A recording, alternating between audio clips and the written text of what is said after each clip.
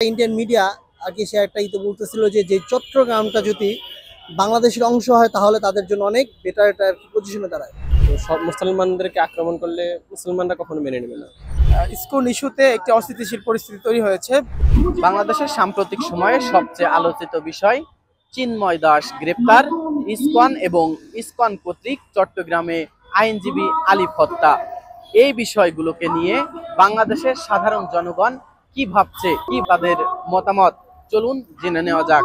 বাংলাদেশে যে হিন্দু মুসলমান নিয়ে একটা বিবাদ, সেটা না, এটা আসলে পুরোপুরি একটা যে ফ্যাসিস্ট সরকার ছিল তাদের ইন্ধনই, তাদেরকে প্রশ্রয় দেওয়ার জন্য, তাদেরকে এই দেশে আবার পুনরায় ফেরত আনার জন্য ইন্ডিয়ার একটা পরিকল্পনা চলতেছে। তো সব মুসলমানদেরকে আক্রমণ করলে মুসলমানরা কখনো মেনে নেবে না।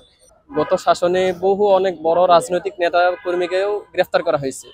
কখনো কিন্তু এমন হয় নাই যে কোনো একজন নেতা কর্মীর গ্রেফতারের কারণে প্রশাসন কিংবা কোনো আইনজীবীর উপর হামলা হয়েছে। ইন্ডিয়ান মিডিয়া সে একটা বলতেছিল যে চট্টগ্রামটা যদি বাংলাদেশের অংশ হয় তাহলে তাদের জন্য অনেক বেটার একটা পজিশনে দাঁড়ায়।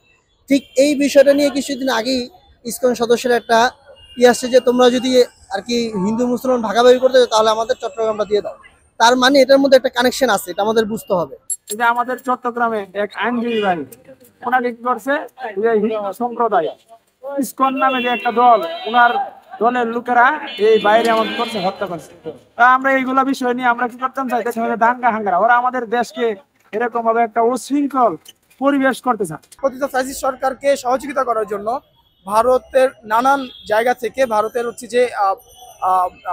ভারতের সরকার থেকে শুরু করে ভারতের নানান মহল শেখ হাসিনা সরকারকে আবারও পুনরায় বাংলাদেশে ফেরত পাঠানোর জন্য তারা নানানভাবে পায়তারা চালাচ্ছে, নানানভাবে গুজব রটাচ্ছে।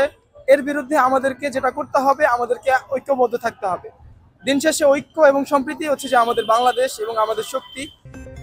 সব খবর, সব দিকের খবর দেখতে নিউজ ইনসাইডের সাথেই থাকুন, সাবস্ক্রাইব করুন।